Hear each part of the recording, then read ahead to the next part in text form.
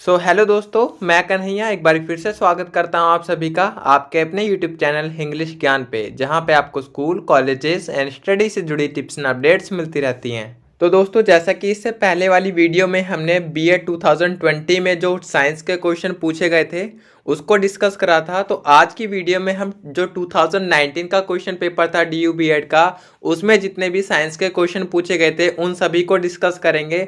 और इन क्वेश्चनों को डिस्कस करने से होगा ये कि आपको पर्टिकुलरली साइंस फील्ड से पता चल जाएगा, साइंस के टॉपिक से पता चल जाएगा कि कहाँ से क्या क्वेश्चन आ रहे हैं। तो उसी बेस पे आप अपनी प्रिपरेशन भी कर सकते हैं, प्लस आप एक बार यूज टू भी हो जाएंगे कि जो प्रीवियस ईयर में क्वेश्चन पूछे गए थे वो कौन कौन से थे। और यदि यहाँ से एक भी क्वेश्चन रिपीट होता है, लाइक 2022 का जो भी एग्जाम होगा उसमें प्रीवियस ईयर का कोई क्वेश्चन आता है, तो आप उसे आसानी से कर पाएंगे। इसका ये भी एक बेनिफिट होगा। बाकी तो आपकी ये प्रिपरेशन स्ट्रेटेजी मेकिंग में भी सहायता करेगा कि आपको जितनी भी साइंस पढ़नी है, लाइक अगर आप एनसीईआरटी भी पढ़ रहे हैं तो एनसीईआरटी में आपको कौन कौन सी चीज़ें पढ़नी है, कौन कौन सी चीज़ें छोड़नी है, उसका भी एक आइडिया तो लग ही जाएगा। तो चलिए आज की वीडियो शुरू करते हैं और देख लेते हैं कि 2019 में कौन कौन से साइंस से क्वेश्चन पूछे गए थे। और इससे पहले एक और चीज़, अगर आप चैनल पे नए हैं तो चैनल को सब्सक्राइब करके हमारे साथ जुड़ जाइए, क्योंकि यहाँ पे आपको दिल्ली यूनिवर्सिटी से आने वाली प्रत्येक इन्फॉर्मेशन के साथ साथ DU BEd preparation plus Jamia BEd की प्रिपरेशन से रिलेटेड वीडियोस भी देखने को मिलती रहेंगी। तो चलिए वीडियो शुरू करते हैं और डिस्कस करते हैं पहला क्वेश्चन। तो देखिए, पहला जो क्वेश्चन है यहाँ पे, निम्न में से कौन सा पौधा सोलेनस कुल का नहीं है। तो यहाँ पे ऑप्शन दिए हैं आलू, बैंगन, बीन्स, टमाटर। तो इसमें हमें बताना है कि इन पौधों में से कौन सा पौधा सोलेनस कुल का नहीं है। तो जो इसका सही आंसर है वो है बीन्स। बीन्स सोलेनस कुल का नहीं होता है, तो इसलिए बीन्स इसका सही करेक्ट आंसर हो जाएगा। बाकी देखते हैं सेकंड क्वेश्चन।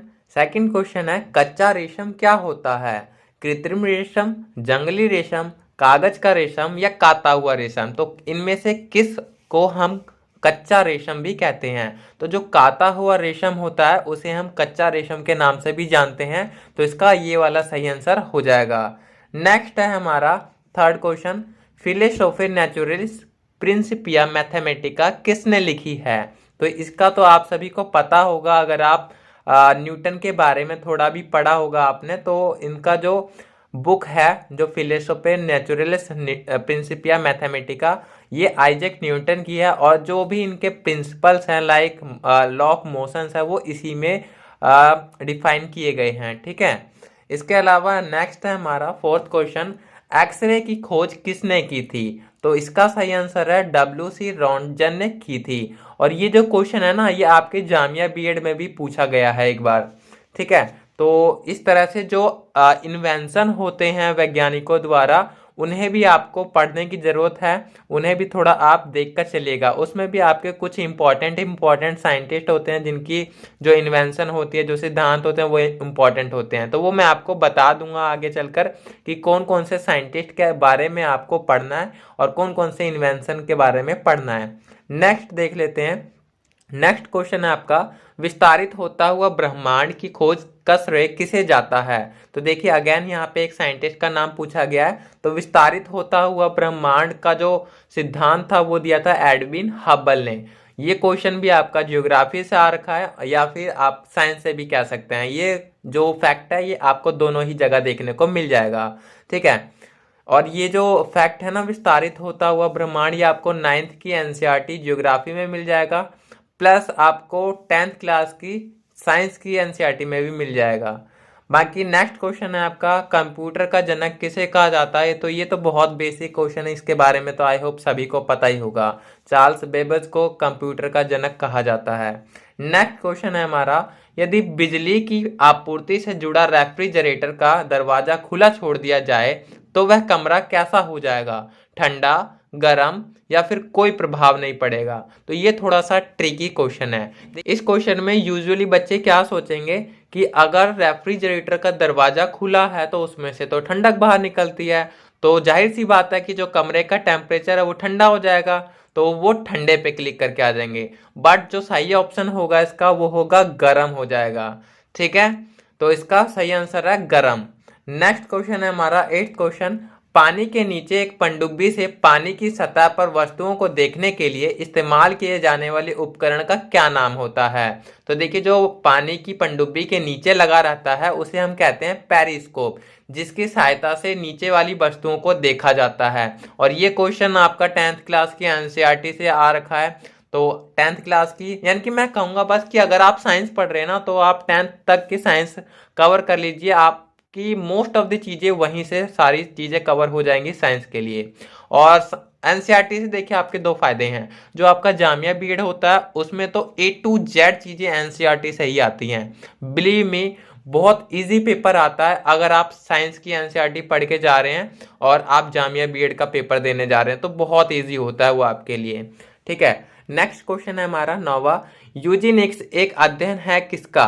तो यूजीनिक्स जो अध्ययन होता है वो मानव उपजातियों में सुधार का एक अध्ययन होता है। लाइक जितनी भी नए नए एक्सपेरिमेंट होते हैं मानव उपजाति में सुधार के, तो उनके अध्ययन को हम यूजीनिक्स कहते हैं। नेक्स्ट क्वेश्चन है हमारा 10th। डिसलेक्सिया में एक बच्चे को क्या करने में कठिनाई आती है? देखिए, इससे पहले जो हमने 2020 का क्वेश्चन करा था उसमें एक क्वेश्चन आया था डिस्कैलकुलिया, ठीक है, जिसमें बच्चे को जोड़ और घटा करने में परेशानी होती है। और यहाँ पे पूछा गया है कि डिसलेक्सिया में किस प्रकार की कठिनाई होती है बच्चे को।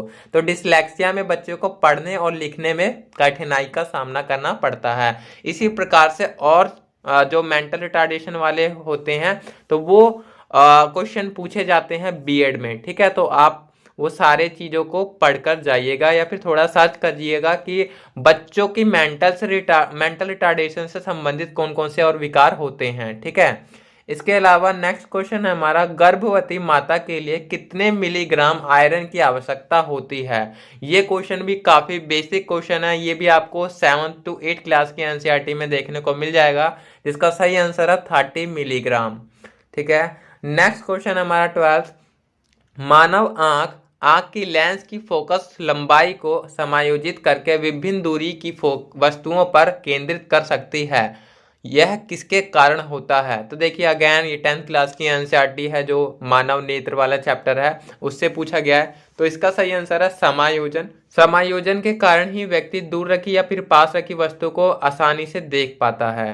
ठीक है, इसके अलावा नेक्स्ट क्वेश्चन है हमारा 13। मिटोसिस में आनुवांशिक निरंतरता सुनिश्चित करने का तंत्र किसके जरिए होता है?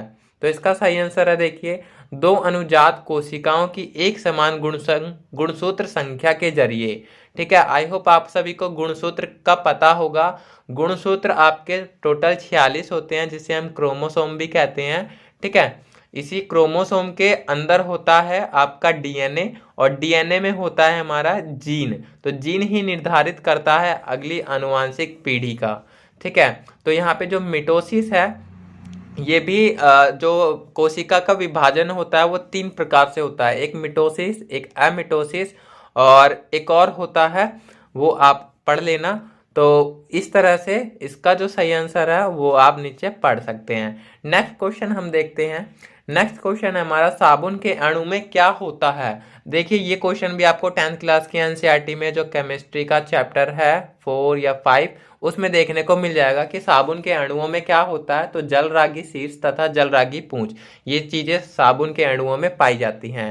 ठीक है, नेक्स्ट क्वेश्चन है हमारा, प्लास्टिड जिसमें स्टार्च, तेल और प्रोटीन कणिकाओं जैसी सामग्री संग्रहित होती है वो कौन सा होता है?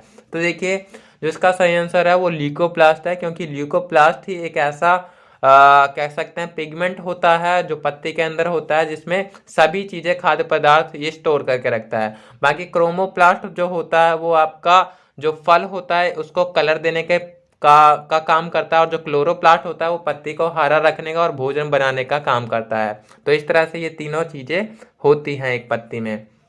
नेक्स्ट क्वेश्चन हमारा, वन अनुसंधान संस्थान स्थित है कहाँ? तो ये स्थित है देहरादून में। ये भी काफ़ी बेसिक सा क्वेश्चन है जो कि पूछा गया है। देखिए, जो आपका DU बीएड का एग्जाम होता है ना, उसमें कुछ कुछ चीज़ें तो ऐसी बेसिक सी पूछी गई होती हैं कि वो उसका आंसर सभी को पता होता है, बट कुछ ही क्वेश्चन ऐसे होते हैं जहाँ पे बच्चे फंसते हैं और वहीं से सिलेक्शन और सिलेक्शन ना होना तय होता है। कि जिन बच्चों को वो क्वेश्चन पता होते हैं तो उनका सिलेक्शन हो जाता है, उनके मार्क्स बन जाते हैं, बट जिनका जिन बच्चों को उनका नहीं पता होता तो उनका सिलेक्शन नहीं हो पाता, तो वहीं पे थोड़े से क्वेश्चन का ही गैप होता है सिलेक्शन और आपके सिलेक्शन ना होने में। ठीक है, तो 17 क्वेश्चन देख लेते हैं हम अब। जब एक अम्लीय घोल को एक परखनली में क्षारकीय घोल के साथ मिलाया जाता है तब क्या होता है?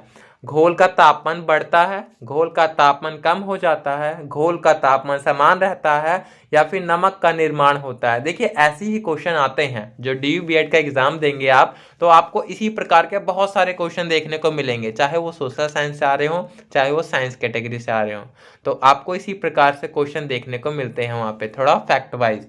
तो इसका जो सही आंसर है तो वो होगा घोल का तापमान बढ़ जाता है और नमक का निर्माण होता है। ठीक है, अम्ल और क्षारक को मिलाने पर।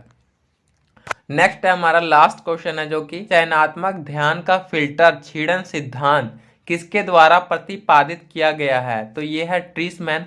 अगेन यहाँ पे एक साइंटिस्ट का नाम पूछा है प्लस उनका सिद्धांत पूछा गया कि ये सिद्धांत किसने दिया है। तो इस प्रकार से साइंटिस्ट एंड उनके इन्वेंशन प्लस उनके सिद्धांत जो भी प्रिंसिपल्स उन्होंने दिए हैं वो भी एक इम्पॉर्टेंट रोल प्ले करते हैं DU बीएड के एग्जाम में।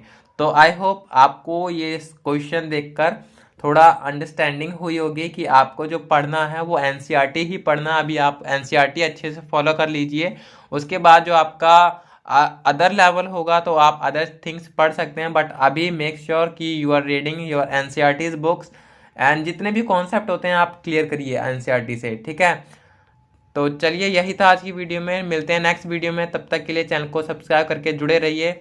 जय हिंद, जय भारत।